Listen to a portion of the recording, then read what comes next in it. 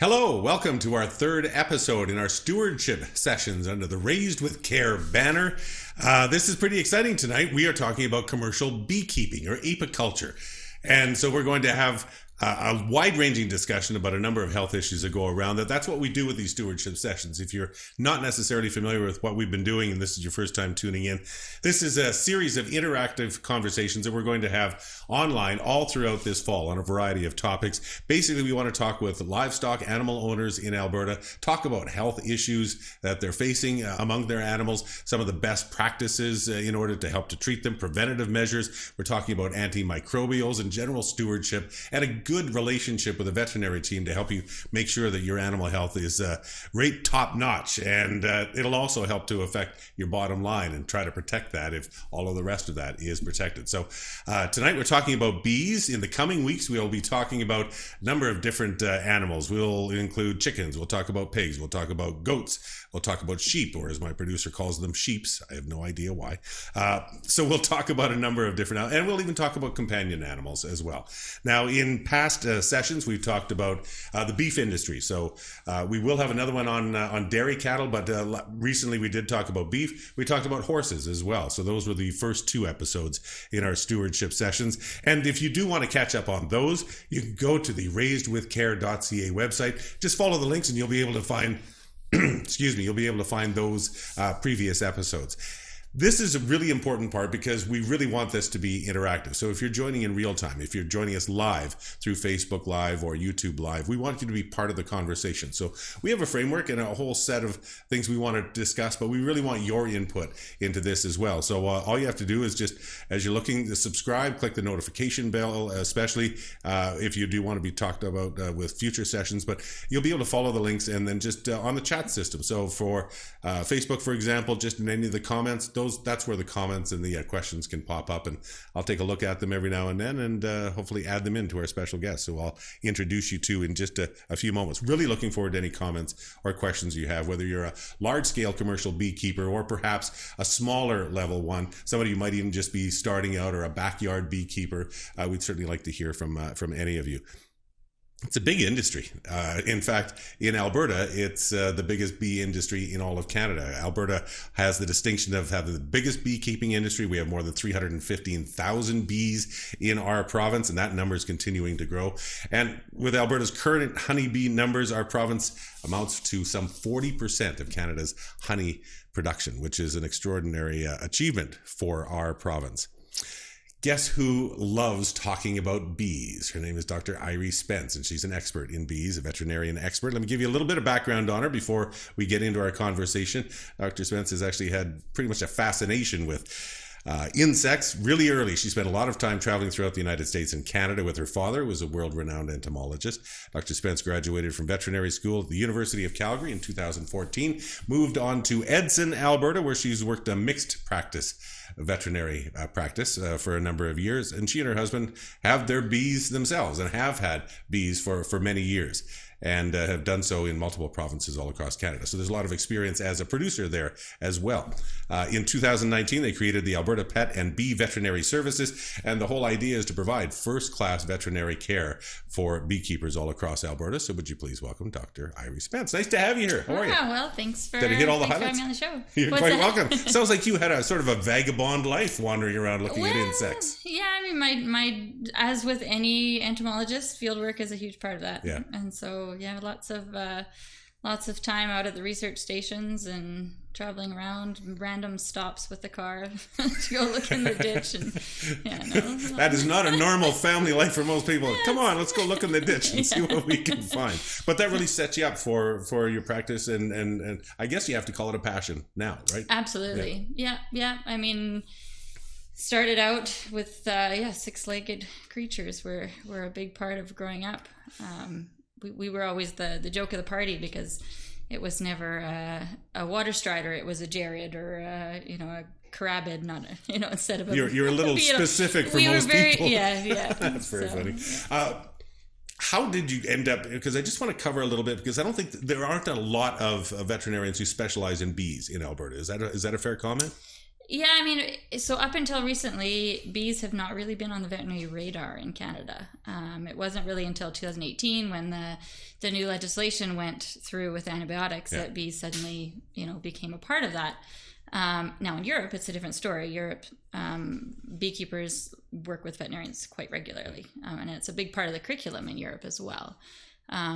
Which I think it will be here eventually. I mean, now it's kind of come to the limelight. Well, it's a huge industry as well, right? And as you mentioned, with the regulations changing, it becomes more important, right? Yep. And I mean, unfortunately, or fortunately, probably more unfortunately, there have been a lot of new diseases that have showed up, new problems in beekeeping that just weren't there 50 years ago, So, I think there's a lot there. There is a lot there, and we're going to get through an awful lot of that. So basically what we want to do is go through a number of things. We want to talk about some of the health issues that are encountered by beekeepers in Alberta. We'll talk about managing those issues, prevention, obviously instead of having to deal with it after the fact, try and prevent it in the first place.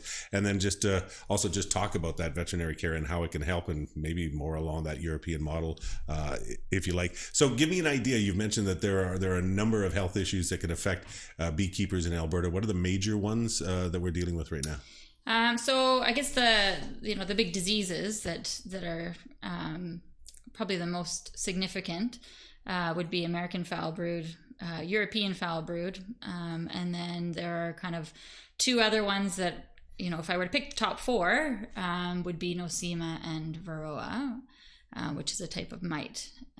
In addition to those diseases, there's things like pesticide exposure, honeybee nutrition, particularly in pollinators.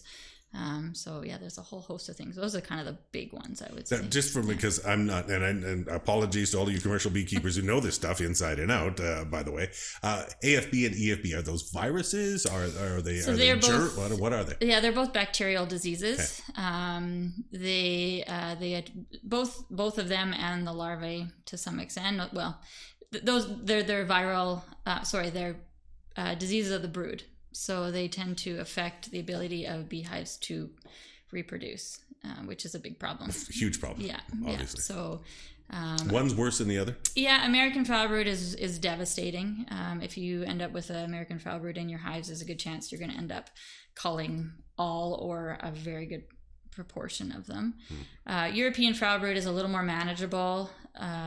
It tends to show up in the spring, and then as the year goes on and the pollen starts flowing and the honey starts flowing, that tends to be overcome by the hives. And so, historically, that's been how it's worked. Now, in recent years, I don't know how much of it has to do with how tough our winters have been and how rainy and wet our summers have been.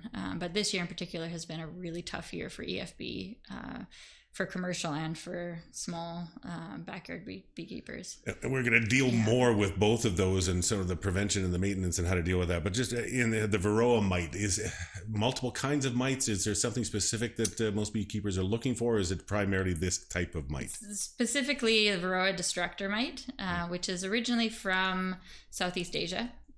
It was on the bees there, and then they were raising the Asian bees next to the Western bees, and they've kind of transferred over. Unfortunately, our Western bees or European that are of European descent are not well adapted to them, and so they actually have huge impacts on colony survival, particularly over winter. You mentioned pesticides. That's something that a beekeeper can't necessarily control because of the environment around them, though, too, right? So what do you deal with? What is the impact of that?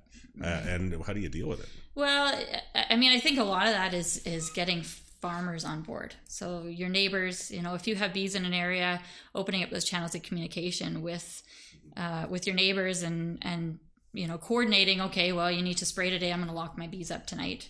Spraying in the evening. A lot of it's education, more of the farmer than the beekeeper. But bees have a very large range. They'll go 3 miles at least in either direction or in any direction.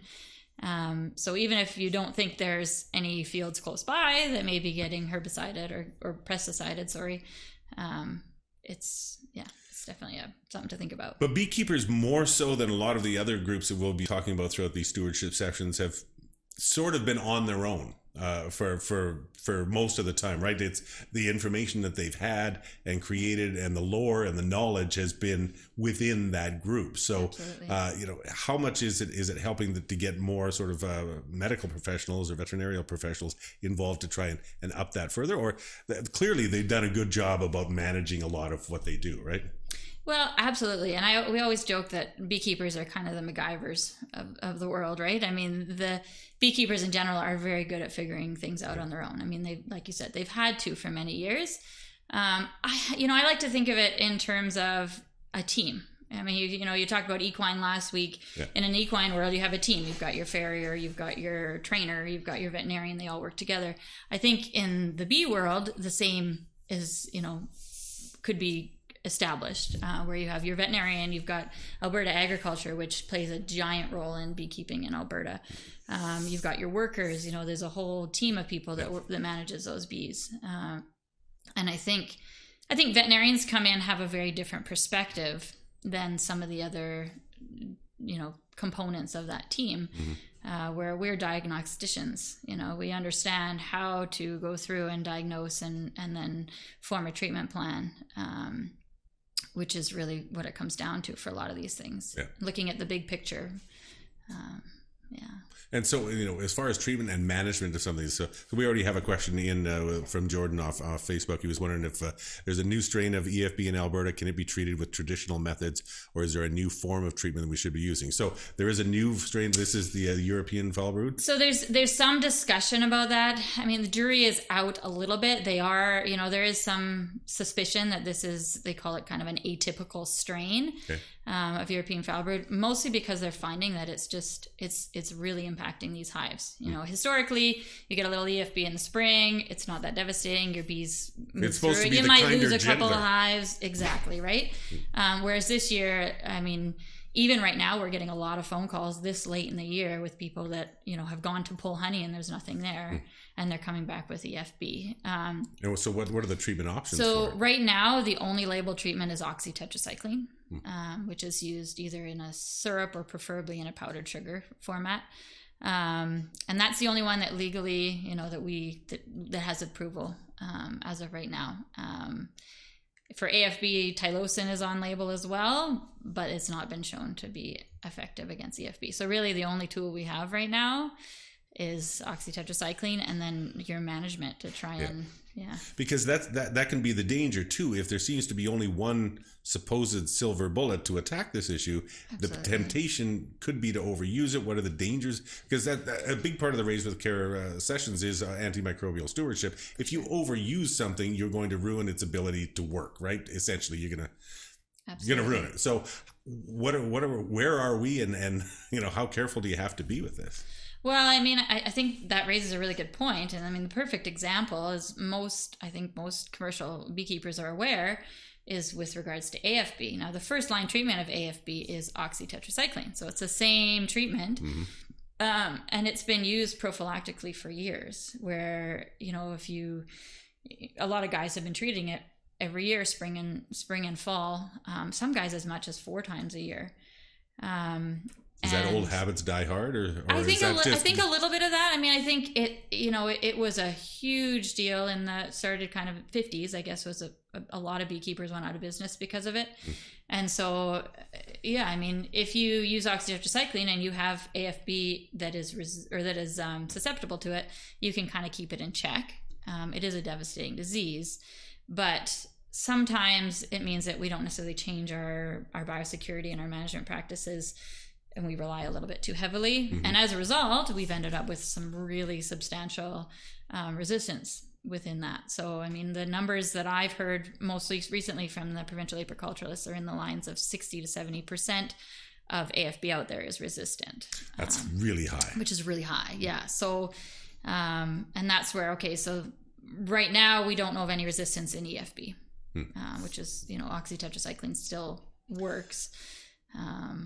But yeah, it's but that's why it's so important to identify which one you're dealing with, though, Absolutely. Really, too, because it for some it can be a little hard to differentiate, or the assumption that it is something that you've dealt with before. If you run into that situation where somebody misdiagnoses, on your property? Absolutely. I've had a client, one in particular, but I mean, it could happen to anybody that had AFB in the past and was absolutely sure that they were dealing with AFB again. I talked them through the process of getting testing done, and mostly because I wanted to make sure that if it was AFB, that we were, potentially calling what we needed to and getting them the right antibiotic. And it actually turned out to be EFB. Now, that was a little tricky one because looking at some of the pictures, I mean, there are some similarities between the two diseases. But at the end of the day, really, the testing is your final. I'll let you know for sure. Yeah, for sure. And we do have a pretty good place to get things tested, right, in Alberta? Yeah, we do. We have the National Bee Diagnostic Center up in Beaver Lodge, and they're fantastic. They do a pretty good job, and their prices are fairly affordable. So. Helpful. Which is always helpful for beekeepers who suddenly have a new expense, right? That wasn't in there. So let's talk a little bit about prevention, or at least management. So if let's say there weren't any antibiotics available, what are the best practices to try and keep it clean? Try and prevent any of this from ever getting in the first place. And it's not just AFB or EFB. It could be spores. It could be I guess there would be a number of protocols you can do in order to protect your equipment and your bees. Yeah, well, I mean, it definitely depends a little bit on which pathogen you're aiming at. Okay. But I mean, I think a big part of it is trying to prevent getting it in the first place. Yeah. And that comes down to, where are you sourcing your equipment? Old equipment, the spores of AFB can stay on there for hundreds of years, potentially. That's kind of frightening, isn't it? It's frightening, yeah, for sure. So new equipment. Can you dunk it in bleach or something? Does that help? I don't know. The only way you can really 100% get rid of it, as far as we know right now, is actually to have it irradiated. So you can send it for radiation treatment, and that will kill the spores as long as there's not a lot of honey in the boxes. So it'll kill the spores and waxes in the wax and in the woodenware. So, I mean, that's one method for sure, is to radiate. Just, dealing with your management strategy so that you're not overlapping, particularly bee yards. I like to use this as an example for beekeepers where, you've got 13 bee yards. A lot of times, guys will say, take brood from one bee yard and take it and put it in a weak hive in another bee yard. Trying to prevent transmission between those bee yards is going to, hopefully, if you do get it, localize it to one bee yard so that you lose, 1 yard versus all your yards. Yeah. So, I mean, that another thing that I'm trying to promote is using the same boxes, so the same woodenware and frames for each bee yard. So whether, the boxes in that hive or in that yard get a number in the corner or what have you. I mean, it's sort tricky, of like, and it's like their own cohort, right? Exactly. It's like they're in their own bubble. Yeah, and I mean, as of right now, it's not something that's done. And unfortunately, when you go to extract, everything goes through the same extracting system. So, I mean, everything potentially mixes there. But, if you keep your weaker yards and put them through the extractor last, at least you're not going to have that potential spread as well. So, yeah, there is a possibility, but the more you can reduce the potential, the better off you are, right? Yeah. And keeping your lines open with your neighbors. I mean, there's going to be potentially, depending on where you are, there could be several different beekeepers within one area. Big perfect example is blueberry pollination in BC, and that's where a lot of the CFB gets transferred around. So trying to make sure that those hives are clean. Because suddenly there's more of a concentration of a variety of bees from different locations in the same area. Yeah. So, trying that open communication with each other. And because I think beekeepers are pretty good. Yeah. Well, and again, when we come back and we talk about a lot of this stuff, I think a lot of commercial beekeepers are well aware of them. If you're not aware of it, you're going to be out of business pretty soon, right? Because these are destructive, dangerous to your operation kind of problems, right? For sure.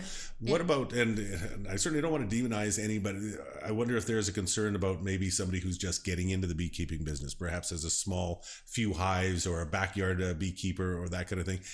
Have you seen any issues with difficulties there. So that, the big commercial operation is here, but if somebody's not managing their small operation, there are bees that will wander and get lost and go head over to the other ones, right? For sure, yeah. I mean, there's always a risk of bee drift between hives, and I have heard this, concern brought up several times. Anecdotal, probably. More anecdotal, yeah. I mean, we definitely have smaller clients or guys with 3 or 4 hives that have come to us with issues.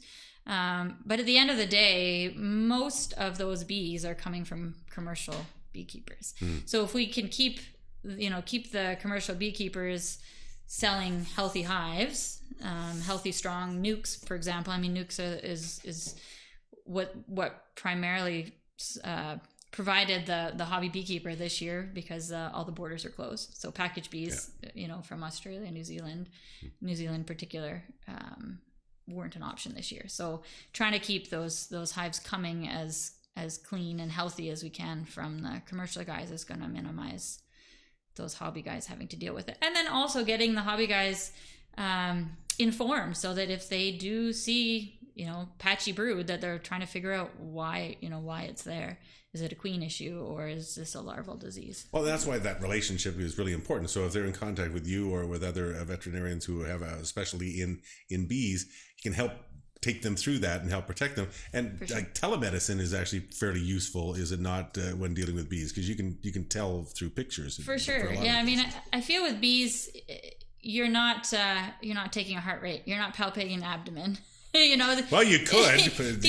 That's amazing. They tend to be, it tends to be a very visual exam, which you can do quite easily through video, through photos. Because Alberta is so big and there's only so many beekeepers that are comfortable with bees. A lot of what we do is we try and do a lot of telemedicine with people that are further away, because it gets quite expensive to have us travel to all corners of the province. Yeah. And so we work with a beekeeper to get their samples. We walk them through sampling protocols, and then they send us pictures and what have you, and we can usually figure out a diagnosis and get treatment. I was sort of going into that area, as well as smaller beekeepers, and then you mentioned also like blueberry biosecurity. How important is that in honey production with bees, and how do you actually try to create? You mentioned some of it with keeping certain hives or weaker hives separate. That would be one example, I would imagine. But how vital is that biosecurity? I mean, I think it's pretty huge. I think hive tools are another vector, where you're going into a hive, and a lot of guys will use the same hive tool over and over again. So there's no sense having them separated if you're transferring. If you're transferring, or gloves is another thing. I'm a big advocate in nitrile gloves and switching them particularly between bee yards. There's lots of different things that we haven't really done historically in beekeeping. You get the odd guy that's really good at it, but when you've got you could also have new workers coming in too, right? So they have to be trained up. Right? Yeah, but I do think that if you want to, you want to maintain really healthy hives, that's part of it. And the other part of it, in addition to the biosecurity that we didn't really touch on, is keeping those hives as healthy as you can. Means feeding them, and there's a little bit of this purist attitude sometimes that they don't want to treat for things like mites. But if you don't treat for mites, your hives are going to get weak. They become more susceptible to disease. So, we wanted to talk a little bit about the potential for pesticides, but also the nutrition. You talk about feeding them. Nutrition is how so? Just explain what some things that maybe somebody might not think of, or they might want to be more cognizant of. For sure. So, making sure that your bees are fed up going into winter. Is really, really important. I was saying earlier, bees are like hoarders, right? I mean, they're the hoarder insects of the world. They never have enough honey. And so that's the only reason that we can actually take honey off of them. But sometimes we take too much, or we don't feed them up enough. So there's a study done down in Pennsylvania, and I'm not quite sure how those numbers necessarily equate to Alberta. But they're saying that you need a net weight of about 50 pounds going into the winter for each hive. Now, that's not including your woodenware, your frames, your wax, anything. That's just bees and honey. Actually, bees and honey and wax. And so if you have those volumes up high enough, which often means that you have to feed sugar syrup and pollen in order to get those cells all filled and keep those bees healthy. And then the pollen is another thing, where making sure you have the right proportion of pollen, right percentage. We do have a couple questions. I'm going to get to them in just a second. So from Cole and from Jamie and from Jordan, be there in a flash. But I did want to get back to AFB for a second. Is there a vaccine in the works for AFB? Because we were talking about the antibiotics to go against them, but if you can prevent it, and a vaccine would be outrageous, right? It'd be great. And there's a group in, I believe it's Sweden, that's working on a vaccine. It's a little bit different in bees, because bees don't have an immune system in the same way that mammals do, so they don't develop antibodies. And the way the vaccine that they're working on functions is it actually isn't a protein. It's a protein that you feed to the queen, which then transmits to the offspring. That's the idea. So it's behind vaccine it. for lack of a better word. Right. Yeah. It's a little bit different than what we're used to. And that was, it was a big hype about 2018. But it's definitely not mainstream yet. It's not, it's probably going through all the approval processes, but it'd be great if we had it. But as of right now, you have to deal with the cards that are dealt to you in the moment. Yeah. Right? And in Europe, they have no access to antibiotics. There's no antibiotic use in bees in Europe. It's completely not allowed. Wow. Yeah, so we're a little lucky that we have that option, but we have to be really careful not to overuse it. But I would think then if they don't have that, then they really have to refine their other procedures for prevention of disease, and it's probably something we can learn, and we keep an eye on what they're doing. There's nothing wrong with learning from elsewhere in the world, for right? Sure. So, yeah, absolutely. You talked earlier about being a diagnostician, right? So if you could just talk about like a health protocol that you can help, even a commercial bee operator that might have been around for a long time, maybe they think of something. What kind of things would you come in and look for and talk about that might be different than past practices that they're used to? Well, I think, we touched on biosecurity quite a bit, but I think that is a big part of it, trying to figure out where in their management practices there might be holes. I like to look at the big picture, where are the bees located, what kind of windbreaks are there, there's a lot that goes into it. How much sunshine they're getting. Well, over and above just the disease themselves. Now, obviously that's kind of the bottom line, and that's where with the new legislation, beekeepers need vets, right? Is because we're the prescribers of the antibiotics. But I think looking at the big picture and trying to determine, okay, so some guys, like I said, have been using prophylactic antibiotics for years. And might have quite a bit stored in the back room somewhere. They could have some stored up. The one thing about Oxytet is it's not super stable in light conditions or in moist conditions. So it's, you have to be a little bit careful with it. The expiry date is generally accurate. Okay. So keeping those, keeping those bees from preventing resistance is really important. An important thing. And some of these guys that have been treating prophylactically, going back and testing those bees to see if, number one, are there spore loads there? Do they have a high level of AFB present? And is there resistance already present in the spores? Yeah. Let's get to some questions. You're going to have to help me out with them. I'm going to read this one, but I have no idea what it means. Okay. Cole Crick off of Facebook. Thanks, Cole, for this. If I want to get into contract pollination, what should be my primary concerns with protecting my bees in BC? So, that's a really good question. And, like I said a little bit earlier on, is blueberries is a huge place. Is that what contract pollination is? Yeah. That's the big one in Canada. Okay. Down in the States, there's almond. So how do you protect them? I think your best bet is to make sure they're clean when you get there, and try and work with the other beekeepers in the area. It's tough. Unfortunately, you can only protect your own bees. Yeah. Right. But if they're really healthy and they go in healthy, they have a better shot at coming back, or at least fighting off some. Yeah, I think that there's some truth to that. Healthy bees are, feeding them up, like we talked about, is going to be a big part of that. Making sure they have enough food, appropriate pollen, In some cases, put them in training before you take in some cases, it may mean that those bees are treated with Oxytet to try and fend off. I mean, EFB is the big one I keep going back to because that seems to be really related to blueberry crops. Okay. But it may mean that you treat once a year before the honey starts flowing with Oxytet. Yeah, we're not saying you can't use it. It's just you really have to be targeted as to when. Yeah, right? exactly. And that's the whole idea of antimicrobial stewardship. It's not we don't use it anymore. It's make sure it's targeted and make sure you're using it for the best reasons in the right time. Exactly. And the right reasons. We're not just blanket treating everything. Okay. Yeah. What are the hardiest bee breeds for the Alberta climate? And we kind of chatted a little bit before about not in this session, but about some of the genetics that go into bee breeding. Yeah. Like racehorses, just getting certain breeding a better bee. Well, exactly. Now, I think what they're getting at is maybe looking at the different bee breeds in terms of Cornolians, or there are different breeds from different parts of the world.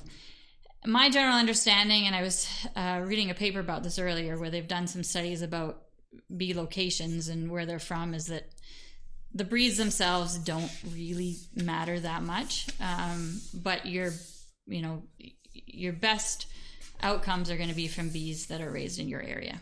So the bees that are here, particularly with regards to queens. So if you can raise your own queens, those queens aren't going through a shipment where a lot of queens, die or have damage to the sperm that they're carrying or those sorts of things.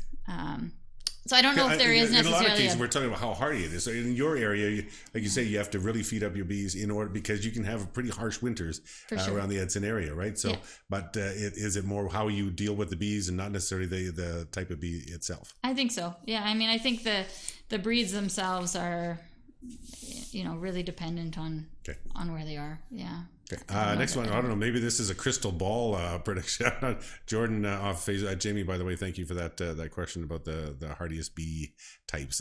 Will the border be open to packages for 2021? Says Jordan. I would love to have. Is that a crystal ball? That's a crystal ball answer. I would love to have an answer for that because I mean, personally, I like package bees because they don't carry a whole lot. You might get a couple of mites that sneak their way in that way, but it's pretty hard to get EFB and AFB coming in package bees. But that's up to regulatory issues and is that a COVID thing or is that's a COVID thing? Yeah. It would be great if it is open. That's a question for the. Well, we're all hoping 2021 will be better in a lot of areas. Jamie, again, the best treatment for Varroa mites for Varroa. So there's there's 3 different treatments right now for Varroa. The best treatment is all relative. It really depends on who you talk to. Apivar strips have been used quite a bit historically. They are finding quite a bit of resistance in those these days. So that's one. The two I prefer would be formic acid or oxalic acid. Does it depend on the extent of the infestation? It does to somewhat. You could use both. You definitely want to be checking your mite levels. I mean, to me, that's going to be the most important part of Varroa management is treating if you have them. So doing a mite check or a sugar wash or something to see, if you have more than 5 mites in a 300 bee sample, then you definitely need to treat going into winter. The other thing is which one works best. Well, formic you treat with the honey box on, whereas oxalic, you want all your honey off. So it depends a little bit on when you're treating and what numbers you're dealing with and that sort of thing. So, I mean, those are, I guess, my 2 preferred, but it's very dependent on your situation. That can also be something that you can have that conversation with somebody. So if they're not really not sure which direction to go, for sure, it never hurts to get another opinion or a second opinion and just hear some other options about which direction to go. Right? Yeah, absolutely. It's all part of that getting together and working together. Kelly Frizzell, what pollen supplement would you recommend for fall? Now, are these different commercial kind or is this different types? Well, I mean, pollen is definitely a really important supplement. And I want to say the higher protein, so I think it's 10 or 15% is going to be your best option. Making sure that the pollen has some natural pollen mixed in. So the pollen patties that most commercial guys are using are like a pre-made, but making sure that there's some pollen mixed in there. In an ideal world, it would be your own pollen, but obviously that's not always doable. That's the best answer for that. It's making sure that your protein levels are up. Yeah. We're going to be coming near to the end of this session. So if you have any more questions, fire them in now and I'll try and get them in before we wrap up. But we are getting a little bit close. We generally aim for a little over half an hour. If you guys want to chat, we'll chat. We have time, so we're more than happy to do it. If there was one piece of advice that you could think about in order for a commercial beekeeper or even a backyard beekeeper, I just want you to think in terms of that for just a few moments, just as I explain what's going to come up next week. I'll give you a moment because I'm just throwing that at you at the last second. Just sort of like a final wrap-up thing. I like to put them on the spot right at the end just because that's what I like to do. So we'll come back to you for that answer in the meantime. As for next week's session, if you operate a dairy operation, now we talked about beef cattle, dairy operations are clearly an entirely different kettle of fish. Make sure you join us for the dairy industry stewardship session that we're going to have on Raised with Care. That is coming up next week as Thursday, September 24th. And again, we're doing these on Thursday nights at 7 in the evening, and then you can always watch them after the fact through raisedwithcare.ca. So I hope you'll join us. We'll have our guest, Dr. Colin Lawrence, talking about the dairy industry coming up next week. So that was the thing I threw at you. Let's see what you come up with. One piece of advice or something that we haven't that you think is important. Well, I think getting that veterinary pet client relationship is really huge. I mean, in the past, beekeepers haven't really had to have a relationship on each other or the lore. Or... Yeah, exactly. I mean, there's a lot of knowledge within the beekeeping community, and I feel with beekeeping, you never really stop learning. Yeah. I mean, we've been doing this for more than 15 years now, and it's always a learning process. Every year you try something different, and something might work one year and not work another year. So trying to develop that relationship with a veterinarian, because bees don't wait, and the bee season is really short. So finding a veterinarian that you can work with, ideally one that knows about bees, because it's a bit of a small pool area out that there. Not necessarily everybody is familiar. So really do your research and know who you're talking to, too, right? So quiz your vet. There are definitely bee veterinarians out there that are willing to help you out, but you want to, I guess, get the best bang for your buck too, right? So perfect. And I'm going to get our moderator maybe throw me a few of the ones that have all gone by, because when I said we're going to run out of time and get your questions in, a whole bunch of them just started pouring down here. So is that yep, there we go. Okay, Cole, once again, read it's common practice south of the border, making 1 and 2 frame nukes is a common practice. Do you see an issue with that practice? It's a good question. I think part of this is south of the border. They have much longer seasons. The bees have we have great daylight, spring. But they have a longer season, right? So. Yes, exactly. So, I think it's maybe not ideal for Alberta to make those small nukes, just because for a 1 or 2 frame nuke to make it to the point where it's sustainable to overwinter is going to be a bit challenging. A little challenging. Yeah. Are you aware of any prophylactic bee treatments on alternative therapy? There's alternative medicine in lots of different areas that aren't chemically based, so like biodynamic methods. Well, I think one thing I guess we didn't talk about was, trying to remove your drones. This is with regards to varroa mite.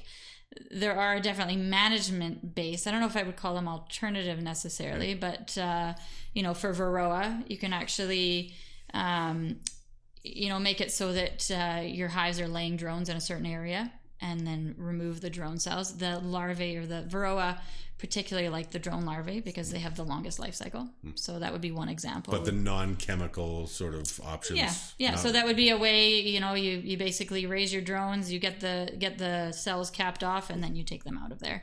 That would be one way to remove a large number of varroa mites without using chemicals.